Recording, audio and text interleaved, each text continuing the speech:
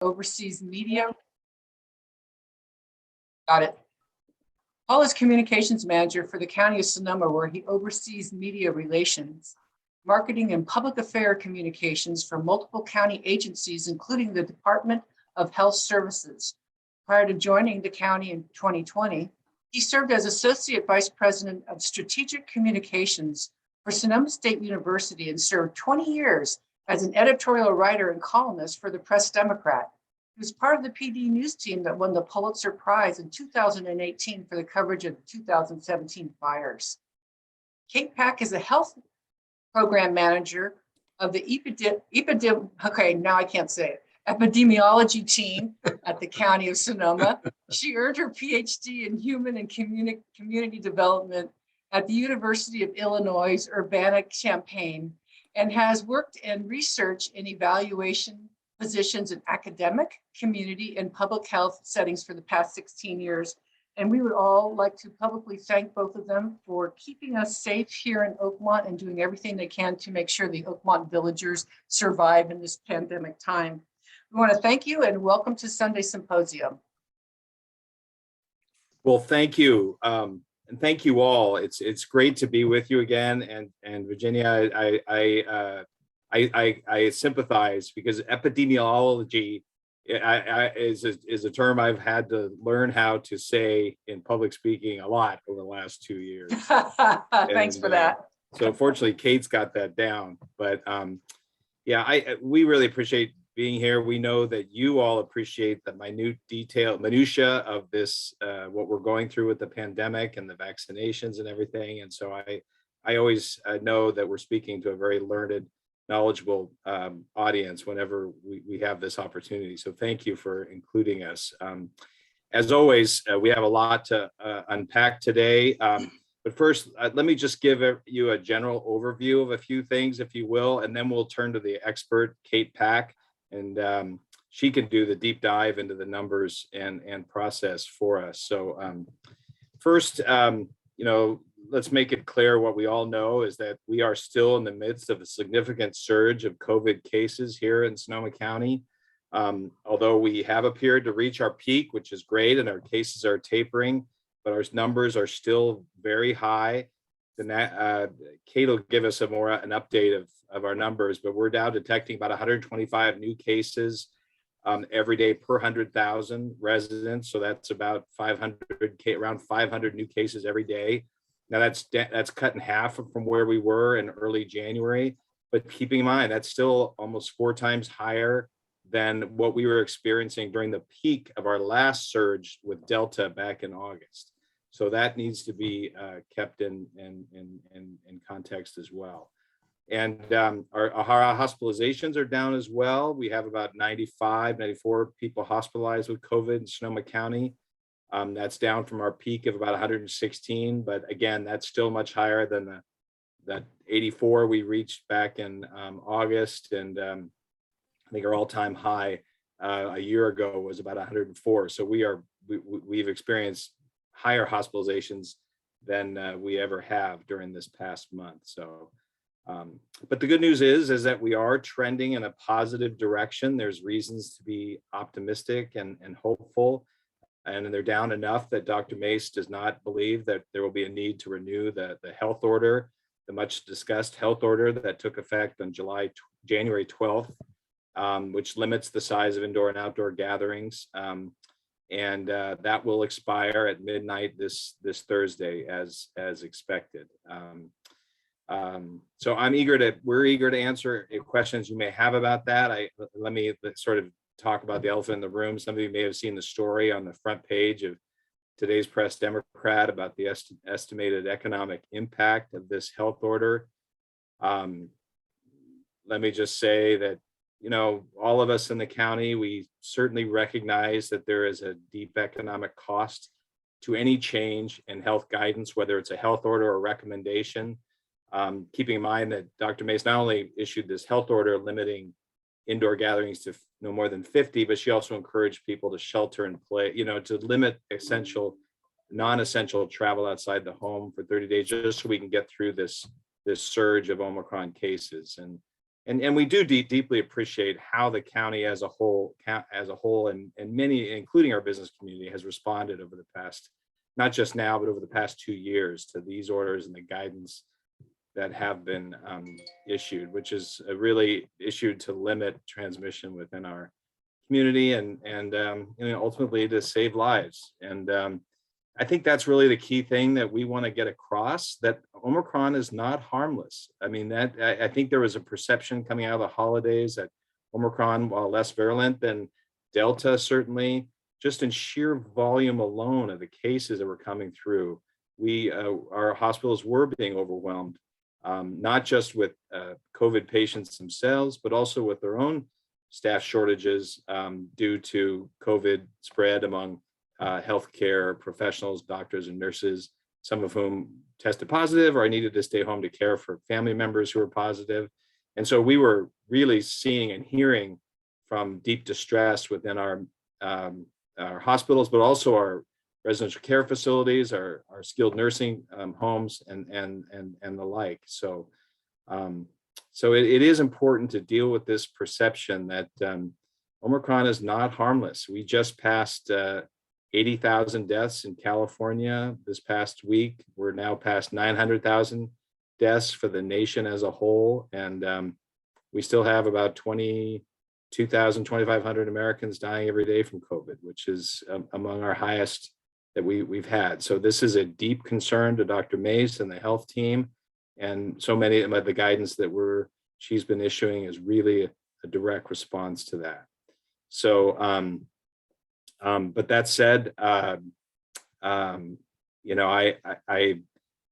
do think, as I've told my dear friends at the Press Democrat, I think, any economic analysis, and I know there's been an economic impact, but any sort of story like this really needs to consider the cost benefits of, the benefits of preventing transmission at home, limiting absences from work, particularly for our essential workers, lessening impacts on our hospitals, nursing care facilities, residential care facilities, and to say the least about factoring in the benefit of fewer hospitalizations and deaths, which we really do believe that this health order and guidance from Dr. Mace has flattened the curve, if you will, and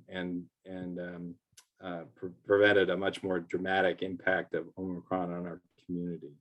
How much we don't know, but that's certainly something we can continue to follow. So anyway, we are going to be lifting this masking, this health order as of Thursday, but Dr. Mace has already also just sent out the guidance to our, particularly our senior citizens in our community, particularly those with underlying health conditions, to still be very careful and be, especially in attending large gatherings, indoor gatherings, because especially if they're not vaccinated or boosted. And we are seeing some spread of Omicron, and we have had experienced some deaths of individuals who are fully vaccinated and boosted in our community. And so I think, we want people to understand that there are still risks out there, and we want she's going to be addressing those as we go forward. So we can talk more about that.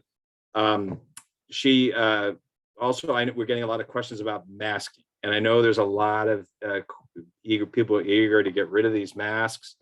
We're with you. We're tired of them too. I just want to make clear that, Dr. Mace has already established early on before the surge that there were 3 criteria we had to meet in order to lift our local universal mask mandate.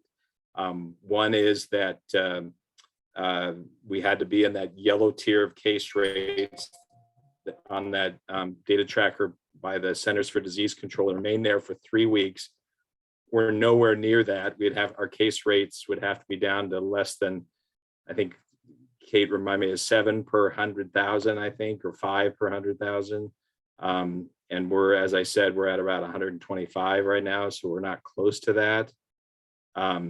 Second, under Dr. Mace's determination, our COVID hospitalizations here would have to be low and stable, is how it was defined.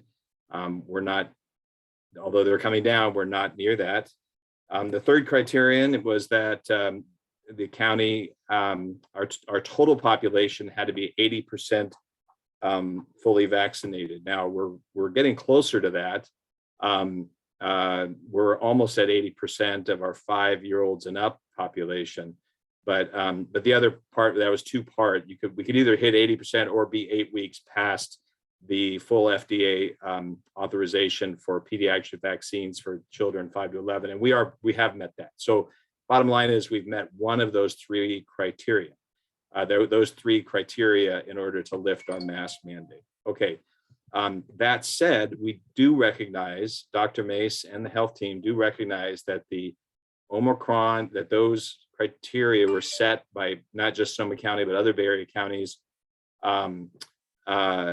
before the Omicron surge. And we recognize that the Omicron surge has really changed the dynamics of our COVID situation. And so therefore, they are looking at different measures, perhaps, for determining when that mask, our local universal mask mandate, indoor mask mandate would be lifted.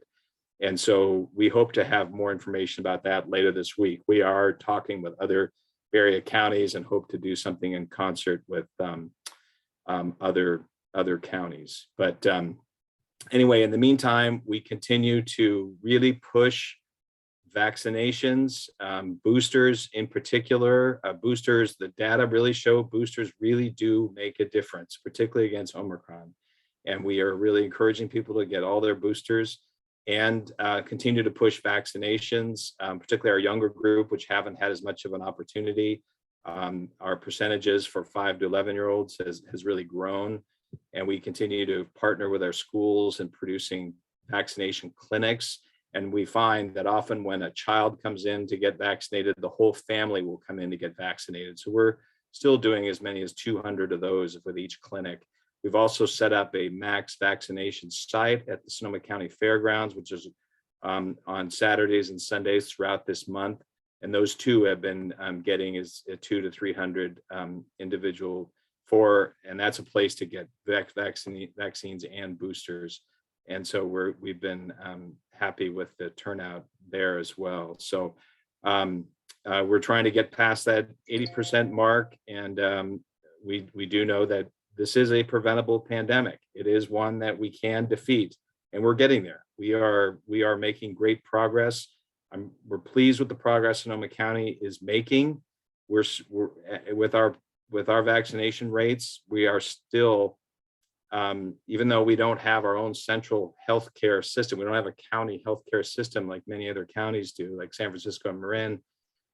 Even so, we are number 8 out of 58 counties in the state, 8 or 9 out of 58 counties in the state in terms of a percentage of our population that's been vaccinated. So that's really wonderful. So anyway, I'm going to stop there. I'm going to shift over before we take questions. I'm going to shift over to Kate Pack and let her do a kind of a deep dive into the numbers. Kate?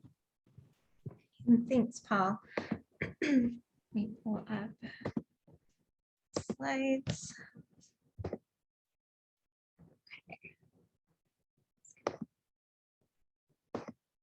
Okay. So as Paul, as Paul had mentioned, it does appear that the Omicron surge has peaked. So if you look at this chart here, the blue is the case rate per 100,000 in California, and the orange is Sonoma County. So you can see that, like California, we've begun to go downwards in our case rate. Our risk of transmission is still quite high. We've come down from a peak of almost 250 new cases per 100,000 residents per day to 113 new cases per 100,000 as of today. Our COVID-19 hospitalizations remain elevated, but those are also beginning to slowly decline. As of data reported by the hospitals yesterday, there were 79 COVID positive patients hospitalized, with 10 of those patients in the ICU. At the peak, we saw 116 patients hospitalized. So you can see we are trending in the right direction. Throughout the pandemic, we have seen disproportionate impacts of COVID-19 infections among communities of color, essential workers, and residents who have the least access to resources to support their health and well-being. Looking at case rates by race and ethnicity, we can see that American Indian, Alaskan Native residents, shown here, have case rates of 240 new cases per day.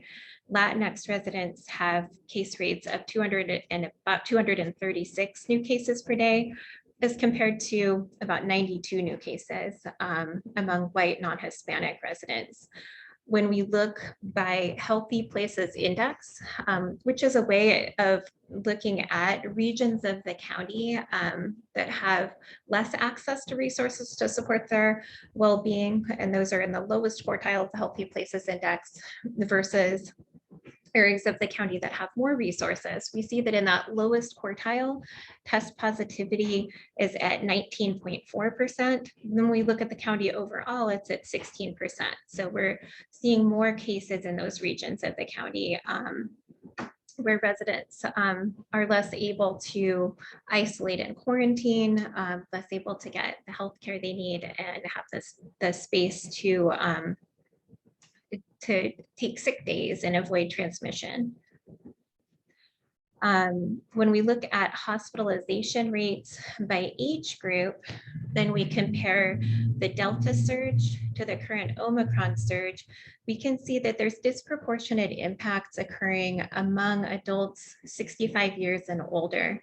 So in the Delta surge, if you look at this light blue line here, you can see that the hospitalization rates for those aged 50 to 64 were quite high.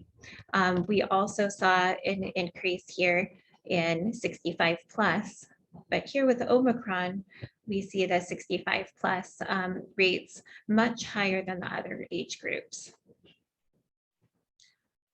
And looking here at COVID-19 deaths since 2021 to present, you can see here that we saw deaths decrease quite a bit after, this is the Delta surge here. Deaths were decreasing. We have again seen deaths pick up since the Omicron surge. Looking since December, we've seen 32 deaths with 97% or all but one of those deaths occurring among adults age 65 plus.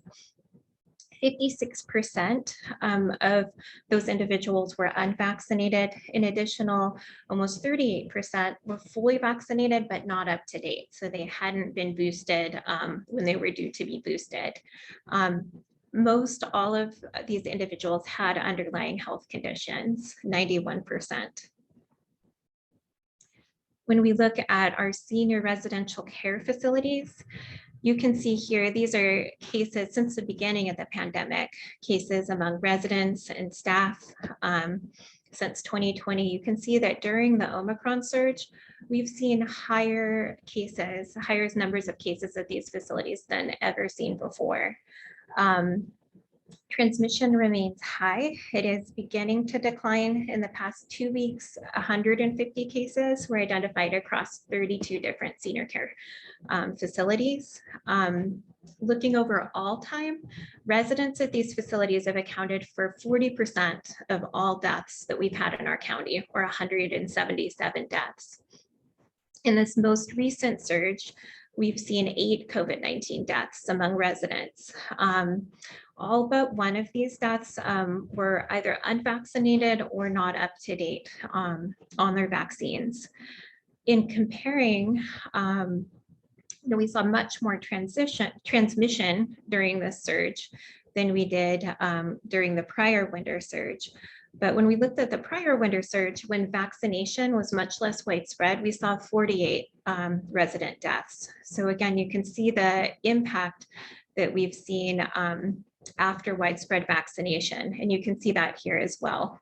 Looking over time, since the beginning of the pandemic at deaths among residents, you can see that during the beginning of the pandemic, we saw multiple deaths. And then about here, when the majority of all residents in these facilities were vaccinated, deaths dropped off almost completely, with deaths being very few. And then we had this recent group of deaths that were just discussed. And when we look at the role of vaccine overall in reducing transmission and preventing severe outcomes from COVID-19, we find that individuals who are unvaccinated are 2.1 times more likely to be infected with COVID-19, and nearly 18 times more likely to be hospitalized, and almost 13 times more likely to die from COVID-19 complications. And then if we look here at case rates by vaccination status, I find this chart really useful in just really understanding the importance of staying up to date, not only being vaccinated, but staying up to date on your vaccines. So when we look here at case rates, we can see that the highest case rates were here in yellow among unvaccinated. The gray here during the Omicron surge, which we know that Omicron is, that boosters especially matter for protection against Omicron. Vaccine breakthroughs are relatively common among individuals who are not up to date on their vaccines. So you see here in the gray, these are individuals who are fully vaccinated, but not up to date. And then here in orange, these are individuals who are fully vaccinated and up to date. So that means they recently received their vaccine, so they weren't yet due for a booster. So you see rates here are much lower. And then here the lowest rates were individuals who were both fully vaccinated and they'd received their booster. Looking at our booster dose administration in Sonoma County, currently individuals 12 and older are eligible for boosters once they're either 5 months past their mRNA vaccine, so that's Pfizer, Moderna, or let's see, I think it's how many?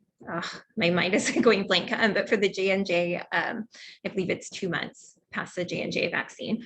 So 61.5% of that population, 12 plus, has received their booster. When we look at adults over the age of 50, this is closer to 73%.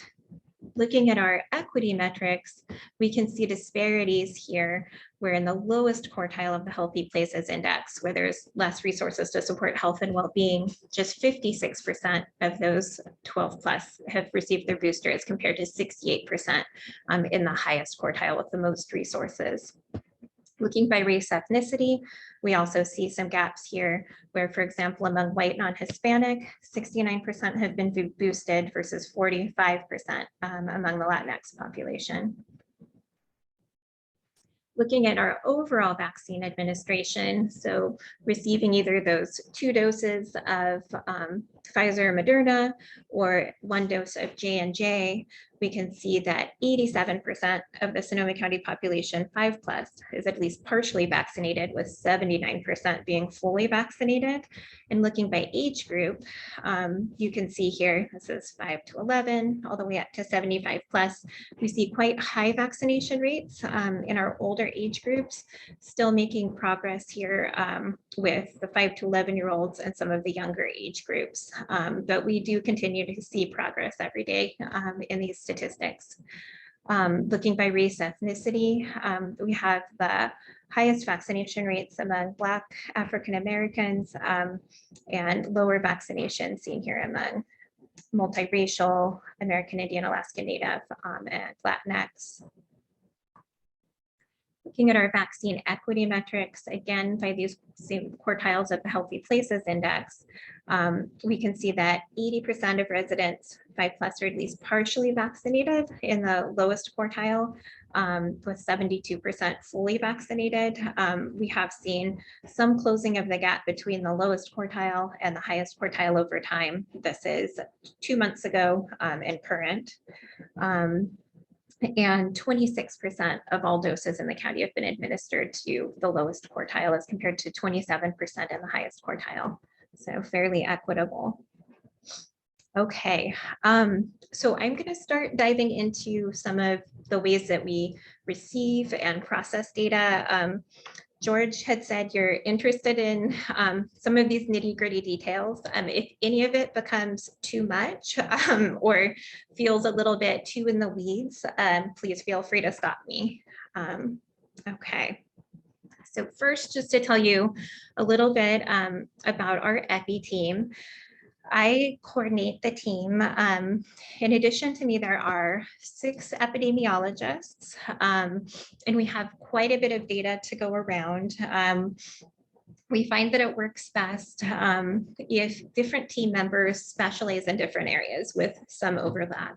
But some of the areas that different team members handle are hospitalizations and deaths, testing, vaccinations and boosters, looking at specific areas of outbreak or vulnerable populations, looking at senior care residential facility cases, breakthrough cases, variants, school cases, homeless cases, correctional facilities, general monitoring of weekly trends to see if we see any sorts of things surprising in what we're seeing by geography or occupation or race ethnicity, mapping data upon request to inform testing and vaccine outreach, case investigations, which we'll talk about a little bit more, but we all play a bit of a role in, and then dashboard maintenance, because we have a number of different dashboard pages, which we'll also talk about, where we daily or near daily update data across the various different areas.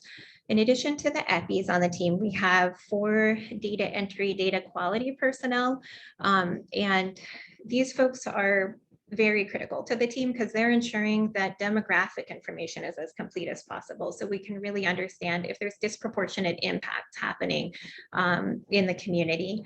Hospital data entry, vaccine file cleaning, case investigations. So they really make sure that we have that foundation of data that we can then analyze and work with so that we can be able to communicate those trends back to public health leadership so that they can make informed decisions based on the data.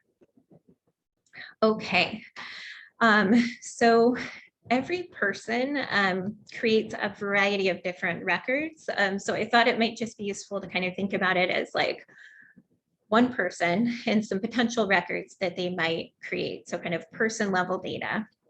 So let's say this person took a COVID-19 test. Whether they tested negative or positive, their test results are going to go to CalReady. And this is the state's reportable disease database. This database has some really important information for the Epi team because it has both the test results, but it also has demographics about this person that will be important for our reporting. From there, let's say they test positive for COVID-19. That data would then go to CalConnect. This is a system that was created after the pandemic started to be more user-friendly and store information around contact tracing. So once they test positive, it goes to CalConnect, and then a contact tracer is alerted that they need to follow up and interview this person, learn where do they think that they may have been exposed to COVID-19, had they seen another COVID positive person, and they record all of those details and the person's occupation and more detailed information that was maybe originally in this file. And then that information is sent back to CalReady, but it's also a place that the Epi team can access this information. And then what we do is we take all of that interview information, and then our team looks through and makes a best determination about where that person may have been exposed to COVID. Sometimes there's not enough information, in which case we'll put unknown. But there can be thousands of cases, particularly during the recent surge coming through. But our team kind of goes through those, and to the extent that information is possible, puts that in a file, which will be important for some later pieces that we'll talk about. For the EPIs that are working with specific populations like school cases or senior residential facility, they'll also maintain a separate list that sort of indicates all of those different cases and follow up closely with the team of nurses who's reaching out and talking to those facilities and cases. And then this person may also decide to get a vaccine. If they do that, their data is also going to end up in CARE, which is the California Immunization Registry. And so we're also monitoring CARE data, and this is how we populate our vaccine dashboard. And then we also frequently do matching between CARE and CalReady so that we can understand, well, how many of our cases were vaccinated or partially vaccinated or boosted. So there's a lot of matching back and forth between data sources. And then, and hopefully not, but maybe this person has severe outcomes. And so then they may be hospitalized. And we have an agreement set up with all of the local hospitals so that one of the people on our Epi team, she can access all of the patient records at the local hospitals around COVID-19. So she is able to look through those records and understand whether that person is hospitalized for COVID or with COVID. So maybe they went in for a surgery that was unrelated to COVID and they happened to test positive. That wouldn't be for COVID complications. That would just be incidental where they happen to have COVID, but she would be doing that tracking. We also have another data source, which isn't person level, but that's called the California Hospital Survey. So the hospitals do daily reports and tell us how many people that are COVID positive are in their hospitals or in their ICUs, whether or not they're for or with COVID, but that's just another hospital data source. And then we also receive death records, and this is through the Vital Records Business Intelligence System. And we will talk further about how we determine whether a death is a COVID death or not. Okay, so one of the questions George had said the group might be interested in is understanding how we learn about and report new cases. So we download new cases daily from CalReady. So again, that's that state's reportable disease database. This display that you may have seen on our dashboard sometimes confuses people. So I wanted to quickly talk about this. This box is looking at totals since the very beginning of the pandemic. This box is showing how have these numbers changed in the last 24 hours. So the total here would be that when we went into CalReady, we found out that there were 452 new cases. An active case is somebody that was diagnosed within the last 21 days that's actively being followed by our contact tracing team. A recovered case is somebody that's 21 days past their report date, known to still be alive. So we do some matching with the death files. So the calculations in order to come up with this total that then changes this total is that active cases would be new cases, so 452 minus any new recovered cases plus deaths. So that would be 452 plus this many people were past 21 days and they had not died, plus 3 new deaths. So then we get negative 622, which means that our total active cases decreased by 622. And I apologize if that was way too in the weeds, but that is how that works. And the reason that we do that 21-day period is it's a way to update our recovered cases daily using a set time frame. And it was based off of the initial quarantine guidance, which was around that was 14 days plus 7 days to allow for contact tracer follow-up. So that's how we came up with that 21. And I'm happy to answer more questions about that later if that's of interest. And then looking at our case rates, those are a bit different than, when we get that number of new cases reported each day. We use case episode date rather than report date to provide the best representation of virus spread. So what I mean by that is the episode date. This is a field in CalReady that is continually updated with better information. So what I mean by that is, let's say I tested positive for COVID-19. Initially in CalReady, it would just have the date that I went to the lab to be tested. But after I was interviewed by a contact tracer, they might find out the date of my symptom onset. Once they find that out, then that field would be replaced with date of symptom onset. So the way that field, it's auto-populated, so it will ideally have the date of symptom onset. If that's not available, it has date of lab collection. And then if that's not available, it's the date of the lab result. The reason why it's best to use episode date is because this data is less susceptible to artificial bumps due to lab processing times. So like if we had a 3-day weekend and some labs were processing less cases, we might see a big bump in cases reported. If we were using that for our case rate, we might think we were having a little mini surge, but in actuality, it was just because there was a big bump in lab processing. When we do episode date, it's more based on when we're actually seeing people become infected.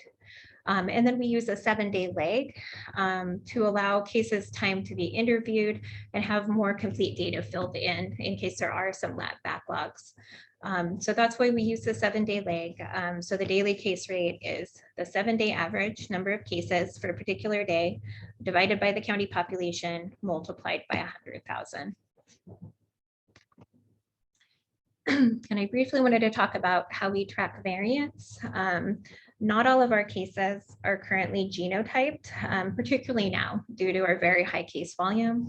Our local public health lab has the capacity to genotype up to 64 samples per week, but we also have local samples that are genotyped by state labs, some by federal labs. Locally, we prioritize samples to be tested in order to increase the likelihood that we're going to be able to catch any concerning new variants coming into our county.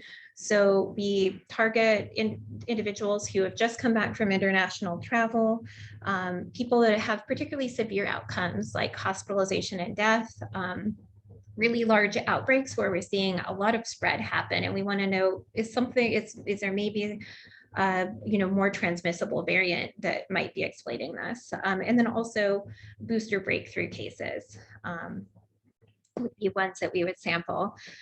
Those results tend to be delayed by about 1 to 2 weeks from when we actually get them back, just because contact tracing needs to occur. It needs to be referred to the lab, and then the lab needs to process that sample. And we follow CDC classifications around what is considered a variant of concern, a variant of interest, and we report all variants that are genotyped on our dashboard whenever, and update that whenever new confirmed results are available. And this is just a little screenshot of some of the different pages we have on our cases dashboard. And so to update all of these, we're utilizing testing and case data from CalReady and care data. We have, care data is the vaccine dashboard, but it does come in for some of these. But then also our case investigation data that we have, and then other tracking spreadsheets that we maintain to populate each page. Looking at our hospital tracking, I had noted we have access to patient records and closely follow those. We also track hospital transfers out of the county. That's particularly important for our pediatric hospitalizations because we don't have a lot of pediatric beds in the county. So a lot of times if there is a reason for concern with an infant or a young child, they might be transferred to Oakland or San Francisco, but we're also monitoring those. And I just wanted to note that any dashboard page that we have where we're talking about hospitalizations and deaths and these breakdowns, or we're looking at vaccine outcomes, we're only using those hospitalizations where it was confirmed that the hospitalization was due to COVID-19, not another medical reason that that person was in the hospital. Our hospital capacity page, on the other hand, this is something I update daily based on the California Hospital Association survey. And it's reported by the hospitals based on data the day prior. So it's almost real time. But it does include patients hospitalized both for and with COVID. But that's still important from a capacity perspective, just because even if somebody came in for a different reason, once they do test positive for COVID-19, that increases risk of healthcare worker infections, it also makes it difficult to transfer that person out. Special precautions need to be taken to avoid spread and outbreaks. So it does put a strain on hospitals, even if that person isn't there specifically for complications from COVID-19. And you can see here that with Omicron, because of the very widespread community transmission, that we did see an increase in incidental COVID hospitalizations. So on this most recent week analyzed, 60% of the patients in the hospital were in there specifically for COVID complications, but another 40% had incidental COVID. So they just happened to test positive. And then looking at our death reporting, this little screenshot here is showing the cause of death on a death certificate. So in this field called 107, there's different fields A, B, C, D. This is basically the causal chain of what contributed to that individual's death. And then this field down here is called field 112. This is other significant conditions contributing to death, but not resulting in the underlying cause given in 107 here. So we report COVID deaths as COVID deaths if COVID appears in 107 A through D. So it's part of this causal chain that contributed to the ultimate cause of death. And we can confirm that the person has a confirmatory PCR. So they have a PCR test that says they definitely had COVID. If COVID is just in this other significant conditions field, and they have a confirmatory PCR, that doesn't count. We don't count them as a COVID death. But we validate this process by looking at CDPH's final cause of death. So CDPH reviews all deaths in the state. Sometimes their determinations are about 2 weeks or so later than when we've posted the information. But we use their determinations to validate the placements that we have made. Deaths with COVID in these 107 A through D fields has similarly been classified by CDPH with COVID as the final cause of death. If someone has COVID in this 112 field, but then CDPH reviews their death record and says, you know what, I really think that COVID actually did contribute to this person's death. Maybe it contributed to pneumonia or something else that was listed up here. They may reclassify it and give COVID as the final cause of death. And then at that point, we would reclassify that person as a COVID death. And that's happened 9 times over the course of the pandemic. Another scenario that can occur is that COVID is listed as one of the contributing factors, but we don't have a confirmatory PCR. So we might have an antigen test or no test at all. In this case, we record the person as probable and we report that to CDPH through CalReady, but we don't include those deaths in our total death count.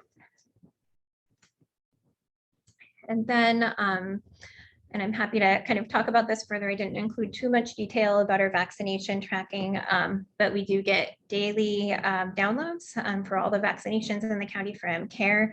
If someone has 1 dose of mRNA vaccine, they're considered partially vaccinated, fully vaccinated if they're 14 days past their 2nd dose of mRNA vaccine or their 1st dose of J&J.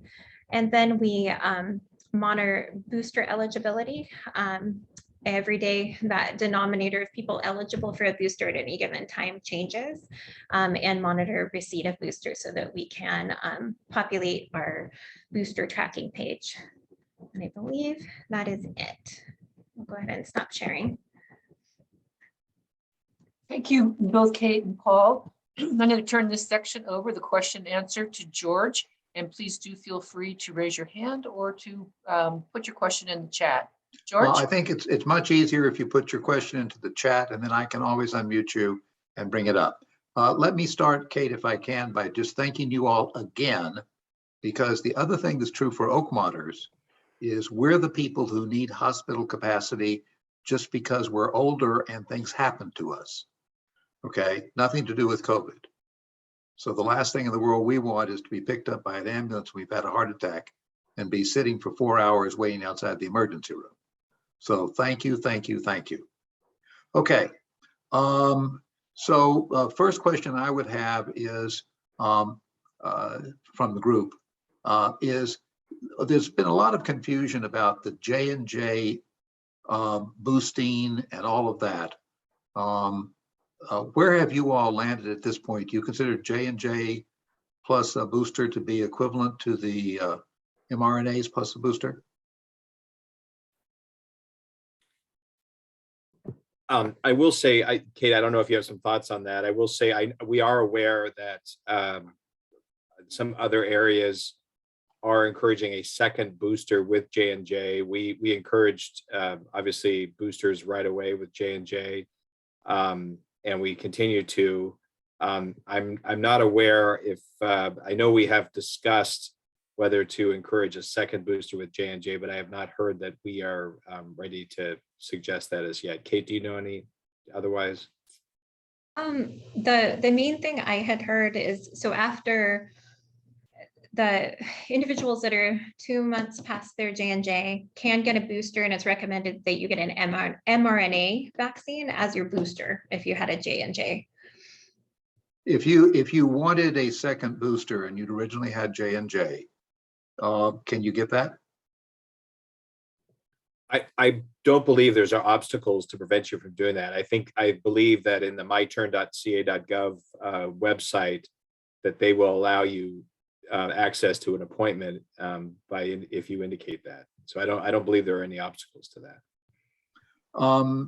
Your statistics on testing do not include, am I correct? There are only PCR tests and do not include personal tests at all. Is that correct? Correct. We internally track antigen tests that we receive that are reported to the county. Those are recorded as probable rather than like a confirmed COVID case in CalReady, but those are still forwarded to CalConnect and referred to contact tracing. So we still follow up on those cases where capacity allows, but yeah, all of our testing statistics and case rate statistics are based on PCR results. Okay. There is what's called Cal Notify, which is supposedly on your iPhone that's going to tell you if you've been exposed. Any experience with that you wish to share? You know, I'll just say from our perspective, we haven't heard much of people being notified through that system. I've been signed up for it. The only notification I ever got was from the state of Hawaii because I was there before Omicron hit. So I was grateful that they reached out, but that was like 2 months after I was there. But anyway, I think it could have been a great service, but I'm not sure it lived up to its promise for what it's worth. Kate, have we done any analysis of excess deaths independently of the calculation of deaths due to COVID? For 2020, yes. Coroner reports aren't finalized until July of the following year.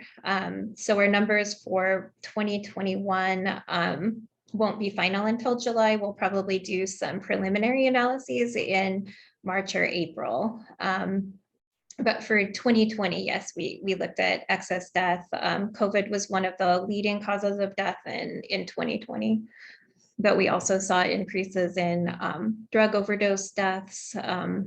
And yeah, but I'm happy to share those 2020 slides if they're of interest to the group. I can forward them to you. Okay, I had one here.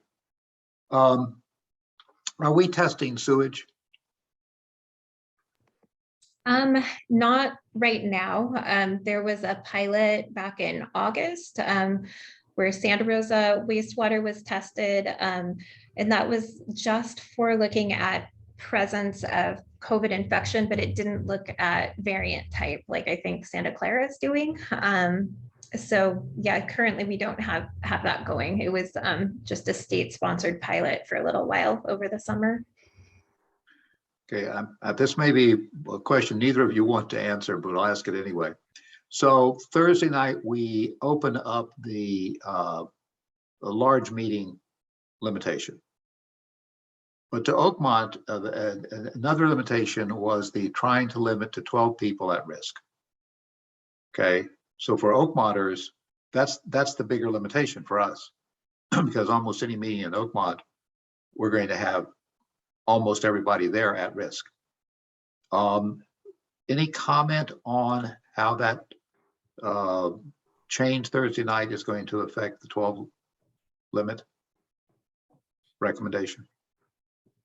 I think, and Kate, I mentioned your thoughts on this. I know Dr. Mace is concerned about this very issue as to what is the guidance after Thursday, particularly for large gatherings. And I think the message is, and we'll be coming out with more direction in that area. We hope to, but I know that she's already expressed concern that those that encouragement for individuals to really calculate and take into account their individual risk.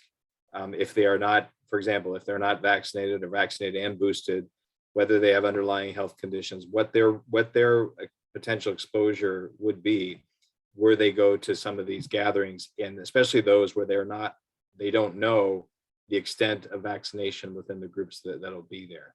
And I think particularly during the remainder of this surge, she's really encouraging people to be, individuals in that area, particularly those with underlying health conditions, to be cautious about their decisions to go and be part of those groups. Kate, do you have any other thoughts on that?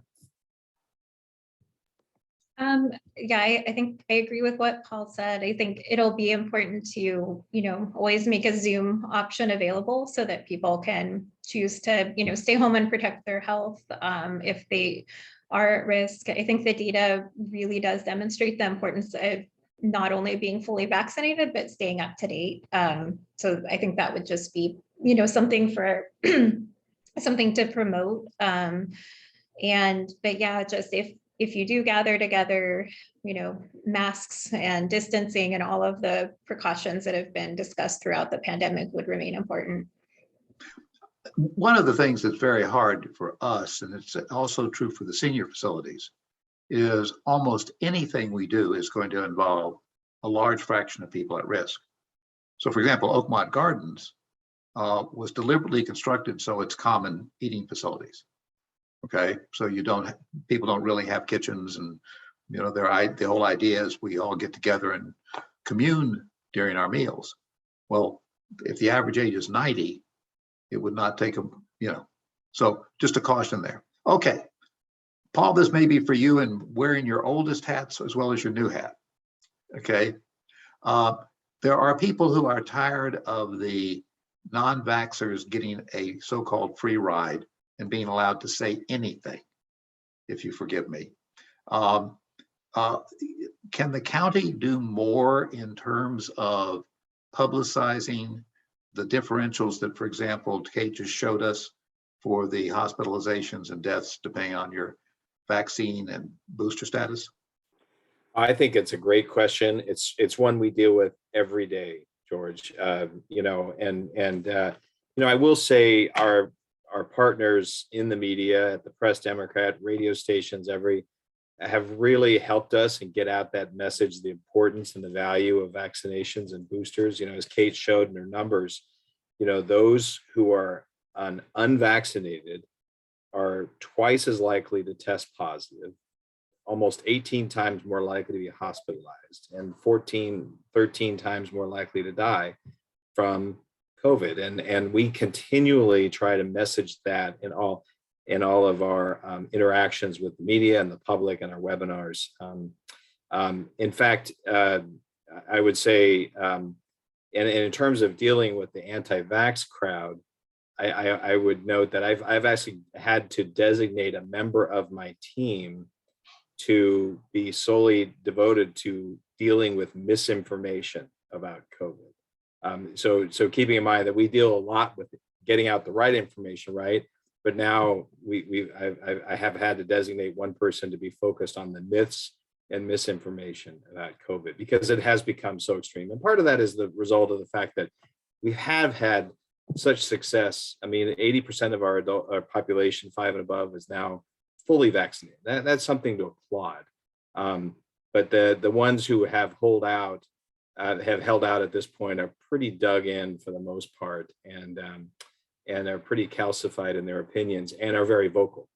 And that's presented a lot of challenges as we try to reach those that are maybe new to the county or haven't had quite the access to some of the healthcare opportunities, and as Kate has mentioned. So that is a long slog that we've been in for a long time, and we will continue, to continue to try to reach those, the dozens. We were bringing people in by the thousands when we were first vaccinating a year ago.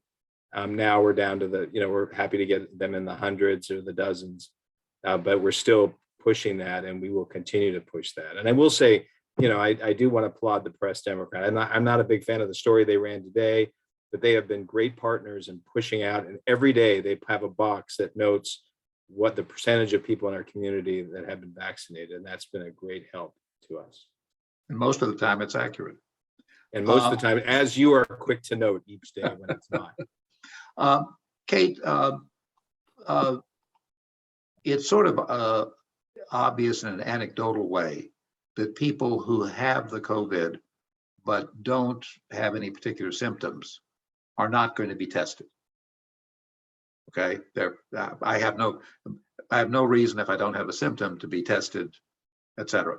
Do you have any sense at all of the degree to which there is underreporting on testing results, on COVID spread results?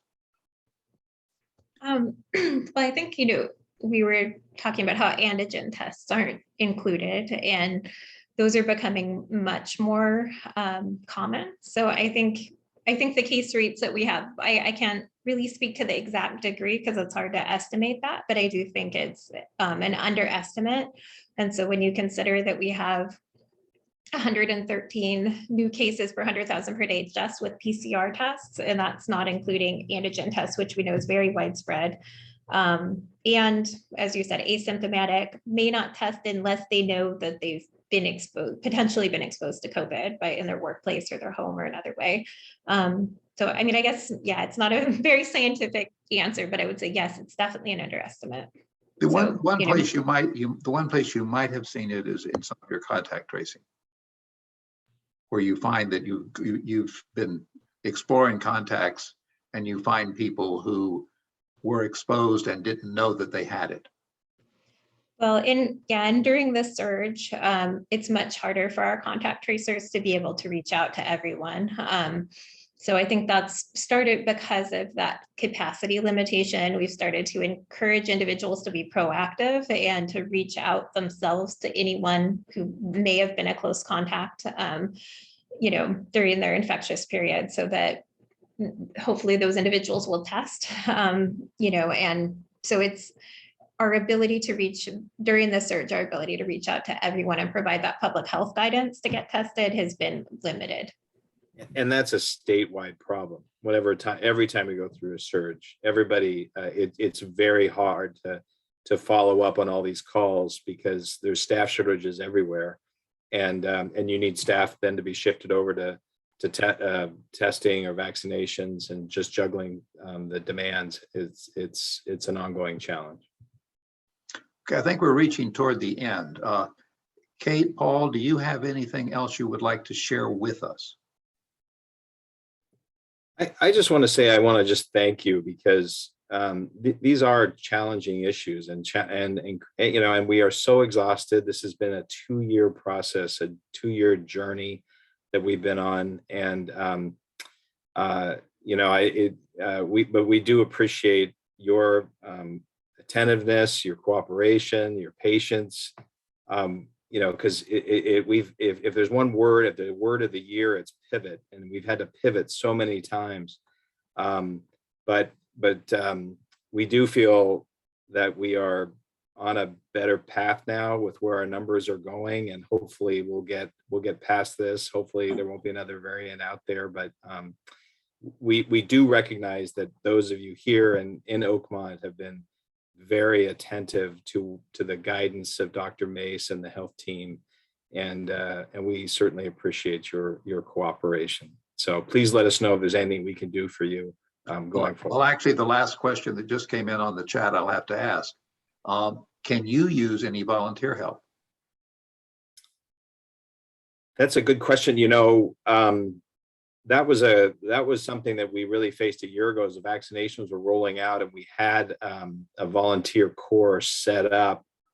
And I think we've got our list of volunteers. I know a lot of our partners were looking to volunteers, like the Sonoma County Medical Association and others were looking for volunteers to help with, you know, managing parking and traffic flow and all that. But we don't quite have the demands that we used to at those vaccination sites. So, but I'll check into it and let you know, Jordan. Well, I'll get back to you. The particular question did suggest data analysis and data collecting, okay, as well as the vaccination. When we did vaccination clinics here in Oakmont and had significant volunteers throughout that, you know, from the parking to the checking in, and we got a bunch of retired nurses here, and they certainly understood exactly what was required, and some actually worked during that period. But that was just a tremendous way we were able to get people vaccinated and boosted. That's great. Right. Okay, thank you again very much. And again, what you're doing is very important to all of us, and we thank you on behalf of Oakmont. And for those of us from the next week's Sunday Symposium, hope we'll see you then. And goodbye for now. Thank you all.